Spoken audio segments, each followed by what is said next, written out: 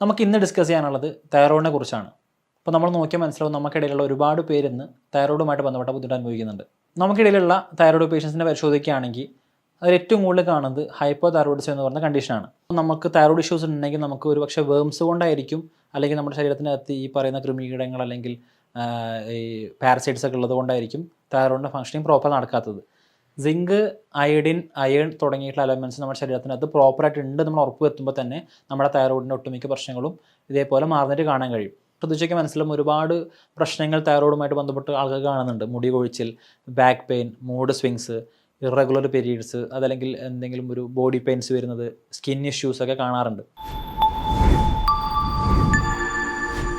ഞാൻ ഡോക്ടർ ഉമർ മുക്താർ, ഭൂമി natural care വെൽനസ്സിലെ Unani department കൺസൾട്ടൻ്റാണ്. നമുക്ക് ഇന്ന് ഡിസ്കസ് ചെയ്യാനുള്ളത് തൈറോയിഡിനെ കുറിച്ചാണ്. അപ്പോൾ നമ്മൾ നോക്കിയാൽ മനസ്സിലാവും നമുക്കിടയിലുള്ള ഒരുപാട് പേര് ഇന്ന് തൈറോയിഡുമായിട്ട് ബന്ധപ്പെട്ട ബുദ്ധിമുട്ട് അനുഭവിക്കുന്നുണ്ട്. നമുക്കിടയിലുള്ള തൈറോയിഡ് പേഷ്യൻസിനെ പരിശോധിക്കുകയാണെങ്കിൽ അതിൽ ഏറ്റവും കൂടുതൽ കാണുന്നത് ഹൈപ്പോ തൈറോയിഡിസം എന്ന് പറയുന്ന കണ്ടീഷനാണ്. അതായത് തൈറോയിഡ് ഗ്രന്ഥിയുടെ T3 T4 ഹോർമോണുകൾ വളരെ കുറഞ്ഞ രീതിയിൽ ഉണ്ടാക്കുക, അല്ലെങ്കിൽ അതിൻ്റെ ഫംഗ്ഷൻ പ്രോപ്പറായിട്ട് നടക്കാതെ ആവശ്യമായിട്ടുള്ള അളവിൽ ഈ പറയുന്ന ഹോർമോണുകൾ ഉണ്ടാക്കാത്ത ഒരു കണ്ടീഷൻസിനെയാണ് പൊതുവെ ഹൈപ്പർ തൈറോയിഡിസം എന്ന് പറയാറുള്ളത്. ഹൈപ്പർ തൈറോയിഡിസം കമ്പാരിറ്റീവ്ലി കുറച്ച് കുറവാണ് കാണുന്നത്.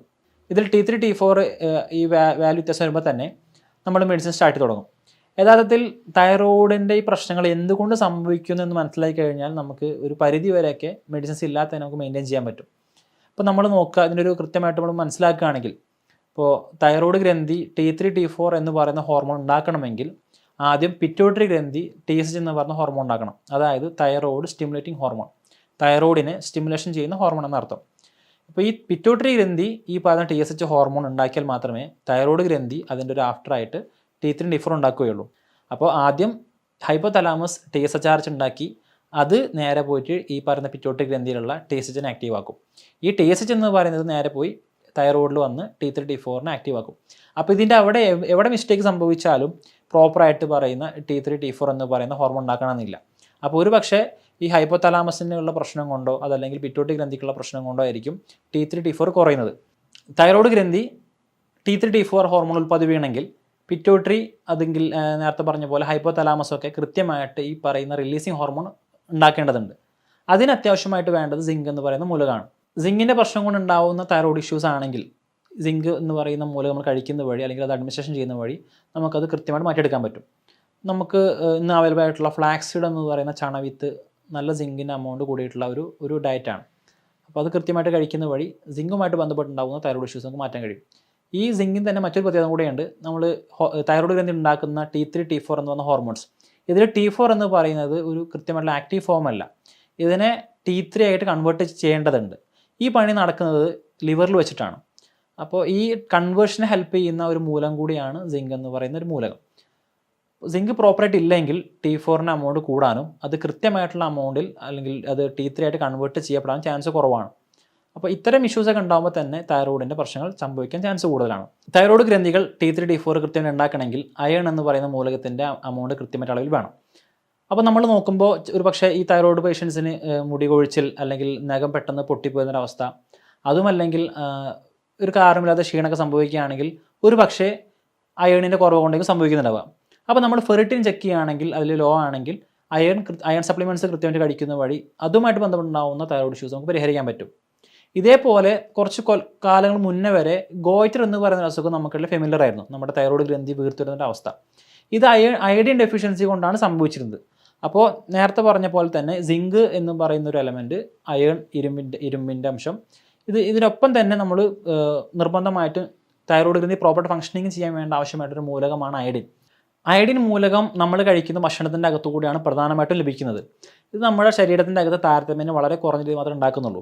അപ്പോൾ നമ്മുടെ നാട്ടിൽ പ്രത്യേകിച്ച് കുറച്ച് കാലം മുന്നേ വരെ ഗോയിറ്റർ എന്ന് പറയുന്ന അയഡിൻ ഡെഫിഷ്യൻസി കൊണ്ടുണ്ടാവുന്ന തൈറോയിഡ് വീക്കം കൂടിയതിന് ഒരു ആഫ്റ്റർ എഫക്റ്റ് ആയിട്ട് അയഡൈഡ് സാൾട്ടുകൾ വിപണിയിൽ ഇറങ്ങുകയും നമ്മളെല്ലാം ഉപയോഗിക്കുന്ന അയഡൈഡ് സാൾട്ട് വഴി നമുക്ക് പ്രോപ്പറായിട്ടുള്ള അയഡിൻ എന്ന് പറയുന്ന മൂലകം നമ്മൾ കിട്ടാൻ തുടങ്ങി. അപ്പോൾ അതുവഴി ഉണ്ടായിട്ടുള്ള തൈറോയിഡ് ഇഷ്യൂസൊക്കെ ഒരു പരിധി വരെയൊക്കെ പരിഹരിക്കാൻ പറ്റിയിട്ടുണ്ട്. അയഡിൻ ഇതേപോലെ കൃത്യമായിട്ട് അളവിൽ നമ്മുടെ ശരീരത്തിൽ ഇല്ലെങ്കിൽ തൈറോയിഡ് ഇഷ്യൂസ് വരാൻ ചാൻസ് കൂടുതലാണ്. അപ്പോൾ സിങ്ക് എന്ന് പറയുന്ന ഒരു എലമെൻറ്റ്, അയൺ എന്ന് പറയുന്ന മറ്റൊരു മൂലകം, അയഡിൻ എന്ന് പറയുന്ന മൂന്നാമത്തെ ഒരു മൂലകം. അപ്പോൾ ഈ കൃത്യമായിട്ടുള്ള എമൗണ്ടുകളിൽ മൂലകങ്ങളില്ല എങ്കിൽ തൈറോയിഡിൻ്റെ ഫങ്ഷൻസ് പ്രോപ്പറായിട്ട് നടക്കണമെന്നില്ല. അത് തൈറോയിഡിൻ്റെ ഹൈപ്പോതൈറോയിഡിസത്തിലേക്ക് വഴിവെച്ചേക്കാം. അയഡിൻ ഡെഫിഷ്യൻസി കൊണ്ട് ബുദ്ധിമുട്ട് അനുഭവിക്കുന്ന ആളുകളാണെങ്കിൽ അല്ലെങ്കിൽ അയഡിൻ ഡെഫിഷ്യൻസി കൊണ്ട് തൈറോയിഡിൻ്റെ ഇഷ്യൂസ് അനുഭവിക്കുന്ന ആളുകളാണെങ്കിൽ ഇത്തരക്കാർ ക്രൂസിഫറസ് വെജിറ്റബിൾസ് കഴിക്കുമെന്ന് പറയാറുണ്ട്. ക്രൂസിഫറസ് വെജിറ്റബിൾസ് എന്ന് പറഞ്ഞു കഴിഞ്ഞാൽ നമ്മൾ കാണുന്ന ബ്രക്കോളി, അതുപോലെ കോളിഫ്ലവർ, ക്യാബേജ് ഒക്കെ പോലത്തെ വെജിറ്റബിൾസ്. ഇത് അയഡിൻ അബ്സോർപ്ഷനെ ഒരു പരിധിവരെയൊക്കെ ബ്ലോക്ക് ചെയ്യാറുണ്ട്. അപ്പോൾ ഇത്തരത്തിലുള്ള ആളുകൾ പച്ചക്ക് ഈ പറയുന്ന ഈ ക്രൂസിഫറസ് വെജിറ്റബിൾസ് കഴിക്കരുത്. ഇവർക്ക് വേണമെങ്കിൽ അത് വേവിച്ച് കഴിക്കാവുന്നതാണ്. അപ്പോൾ വേവിച്ച് കഴിക്കുന്നതിലൂടെ ഈ പറയുന്ന പ്രശ്നങ്ങളൊക്കെ തന്നെ പരിഹരിക്കപ്പെടുകയും ചെയ്യും. നമ്മുടെ ശരീരത്തിനകത്ത് വേംസ് ഉണ്ടെങ്കിൽ അയേണിൻ്റെ പ്രോപ്പറായിട്ടുള്ള മെറ്റബോൾസ് നടക്കണമെന്നില്ല. അപ്പോൾ നമുക്ക് തൈറോയ്ഡ് ഇഷ്യൂസ് ഉണ്ടെങ്കിൽ നമുക്ക് ഒരു പക്ഷേ വേംസ് കൊണ്ടായിരിക്കും, അല്ലെങ്കിൽ നമ്മുടെ ശരീരത്തിനകത്ത് ഈ പറയുന്ന കൃമികീടങ്ങൾ അല്ലെങ്കിൽ ഈ പാരസൈറ്റ്സ് ഒക്കെ ഉള്ളത് കൊണ്ടായിരിക്കും തൈറോയിഡിൻ്റെ ഫങ്ഷനിങ് പ്രോപ്പർ നടക്കാത്തത്.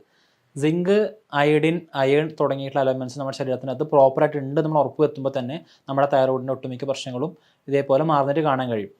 ഇതേപോലെ എസെൻഷ്യൽ ആയിട്ടുള്ള മറ്റൊരു എലമെൻ്റാണ് സെലേനിയം. സിങ്കും സെലേനിയം ഒരുമിച്ചാണ് പറയാറുള്ളത്.